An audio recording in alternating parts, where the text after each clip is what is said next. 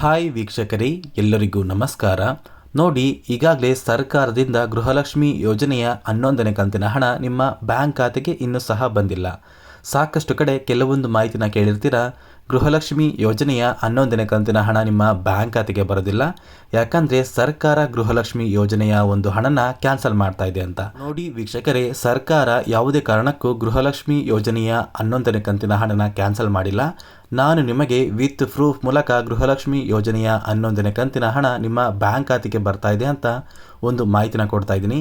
ಅದೇ ರೀತಿ ನಾಳೆ ಗುರುವಾರ ಕರ್ನಾಟಕದ ಯಾವ ಜಿಲ್ಲೆಗಳಿಗೆ ಸರ್ಕಾರದಿಂದ 11ನೇ ಕಂತಿನ ಹಣ ಬರ್ತದೆ ಅಂತ ತಿಳ್ಕೊಳ್ಳೋಣ. ಅದಕ್ಕಿಂತ ಮೊದಲು ನೋಡಿ ವೀಕ್ಷಕರೇ, ನೀವೇನಾದ್ರೂ ಇದೇ ಮೊದಲ ಬಾರಿ ನನ್ನ ವಿಡಿಯೋ ನೋಡ್ತಾ ಇದ್ರೆ ಅಥವಾ ಇನ್ನೂ ಸಹ ನನ್ನ ಚಾನಲ್ನ ಸಬ್ಸ್ಕ್ರೈಬ್ ಆಗಿಲ್ಲ ಅಂದರೆ ದಯವಿಟ್ಟು ಪ್ರತಿಯೊಬ್ಬರೂ ನನ್ನ ಚಾನಲ್ನ ಸಬ್ಸ್ಕ್ರೈಬ್ ಮಾಡ್ಕೊಳ್ಳಿ, ಹಾಗೆ ವಿಡಿಯೋಗೆ ಒಂದು ಲೈಕ್ನ ಕೊಡಿ. ಹೌದು ವೀಕ್ಷಕರೇ, ಕಳೆದ 2 ತಿಂಗಳಿಂದ ಸರ್ಕಾರದಿಂದ ಗೃಹಲಕ್ಷ್ಮಿ ಯೋಜನೆಯ ಫಲಾನುಭವಿಗಳ ಬ್ಯಾಂಕ್ ಖಾತೆಗೆ ಯಾವುದೇ ರೀತಿಯ ಒಂದು ಹಣ ಬರ್ತಾ ಇಲ್ಲ. ಸಾಕಷ್ಟು ಕಡೆ ಕೆಲವೊಂದು ಮಾಹಿತಿನ ಕೇಳಿರ್ತೀರ. ಸರ್ಕಾರ ಗೃಹಲಕ್ಷ್ಮಿ ಯೋಜನೆಯ ಒಂದು ಹಣನ ಕ್ಯಾನ್ಸಲ್ ಮಾಡಿದೆ, ಮುಂದಿನ ದಿನಗಳಲ್ಲಿ ನಿಮ್ಮ ಬ್ಯಾಂಕ್ ಖಾತೆಗೆ ಯಾವುದೇ ರೀತಿಯ ಒಂದು ಹಣ ಬರೋದಿಲ್ಲ ಅಂತ. ಹಾಗಾದರೆ ಖಂಡಿತವಾಗಿಯೂ ಸರ್ಕಾರ ಹಣನ ಕ್ಯಾನ್ಸಲ್ ಮಾಡಿದೆಯಾ? ಇಲ್ಲ ವೀಕ್ಷಕರೇ, ಸರ್ಕಾರ ಯಾವುದೇ ಕಾರಣಕ್ಕೂ ಗೃಹಲಕ್ಷ್ಮಿ ಯೋಜನೆಯ 11ನೇ ಕಂತಿನ ಹಣನ ಕ್ಯಾನ್ಸಲ್ ಮಾಡಿಲ್ಲ. ನಾನು ನಿಮಗೆ ವಿತ್ ಪ್ರೂಫ್ ಮೂಲಕ ಒಂದು ಮಾಹಿತಿನ ಕೊಡ್ತಾ ಇದ್ದೀನಿ, ಸರ್ಕಾರದಿಂದ ಗೃಹಲಕ್ಷ್ಮಿ ಯೋಜನೆಯ ಹಣ ಕ್ಯಾನ್ಸಲ್ ಆಗಿಲ್ಲ ಅಂತ.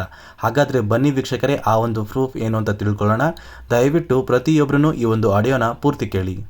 3-4 ತಿಂಗಳದಿಂದ ಬರ್ತಾ ಇಲ್ಲ ಅನ್ನೋದು ತುಂಬಾ ತಪ್ಪು. ಯಾಕಂದ್ರೆ ಮೇ ತಿಂಗಳಿನಲ್ಲಿ ಹಾಕಿದ್ವಿ, ಜೂನ್ ಜುಲೈ ಅಂತ ಹೇಳಿ 2 ತಿಂಗಳದಿಂದ ಸ್ವಲ್ಪ ತಾಂತ್ರಿಕ ದೋಷದಿಂದ ಬಂದಿಲ್ಲ. ಈಗಾಗಲೇ DBT ಪುಷ್ ಮಾಡ್ತಾ ಇದೀವಿ.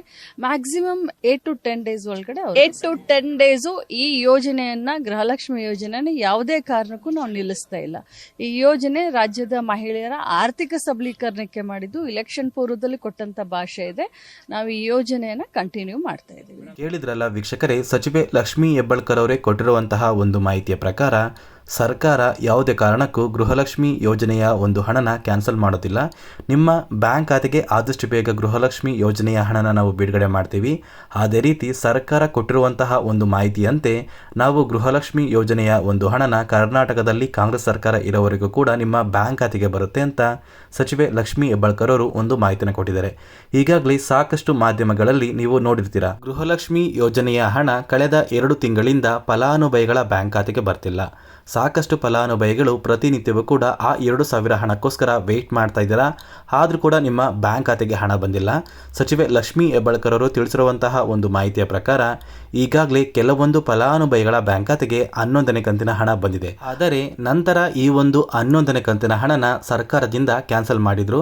ಕೆಲವೊಂದು ತಾಂತ್ರಿಕ ದೋಷದಿಂದ ಸರ್ಕಾರ 11ನೇ ಕಂತಿನ ಹಣನ ಸ್ಟಾಪ್ ಮಾಡ್ತು. ಮತ್ತೆ ವೀಕ್ಷಕರೇ, ಮುಂದಿನ ಕೆಲವು ದಿನಗಳಲ್ಲಿ ನಿಮ್ಮ ಬ್ಯಾಂಕ್ ಖಾತೆಗೆ ಗೃಹಲಕ್ಷ್ಮಿ ಯೋಜನೆಯ 11ನೇ ಕಂತಿನ ಹಣ ಬರುತ್ತೆ. ಸಚಿವೆ ಲಕ್ಷ್ಮೀ ಹೆಬ್ಬಾಳ್ಕರ್ ಅವರೇ ಈ ಒಂದು ಮಾಹಿತಿನ ಕೊಟ್ಟಿದ್ದಾರೆ. ಖಂಡಿತವಾಗಿಯೂ ಪ್ರತಿಯೊಂದು ಫಲಾನುಭವಿಗಳ ಬ್ಯಾಂಕ್ ಖಾತೆಗೆ ಗೃಹಲಕ್ಷ್ಮಿ ಯೋಜನೆಯ ಹಣ ಬಂದೇ ಬರುತ್ತೆ.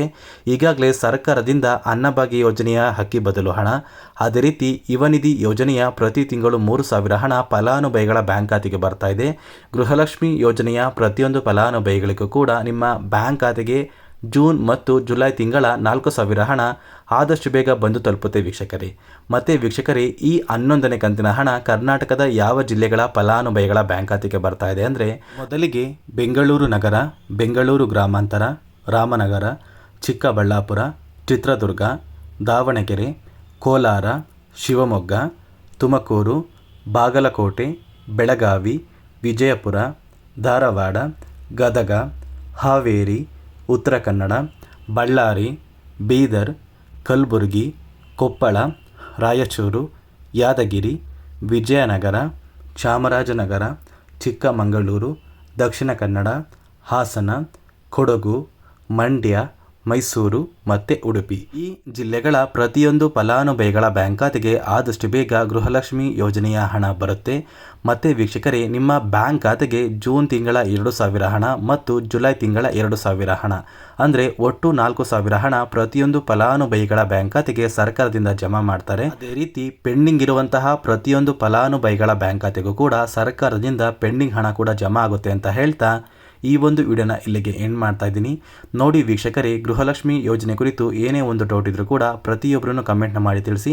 ಅದೇ ರೀತಿ ನಾನು ನಿಮಗೆ ಕೊಟ್ಟಿರುವಂತಹ ಮಾಹಿತಿ ನಿಮಗೆ ಇಷ್ಟ ಆಗಿದ್ದರೆ ದಯವಿಟ್ಟು ಪ್ರತಿಯೊಬ್ಬರೂ ನನ್ನ ಚಾನಲ್ನ ಸಬ್ಸ್ಕ್ರೈಬ್ ಮಾಡ್ಕೊಳ್ಳಿ. ಹಾಗೆ ವಿಡಿಯೋಗೆ ಒಂದು ಲೈಕ್ನ ಕೊಟ್ಟು ಆದಷ್ಟು ಈ ಒಂದು ವಿಡಿಯೋನ ನಿಮ್ಮ ಸ್ನೇಹಿತರಿಗೆ ಶೇರ್ ಮಾಡಿ.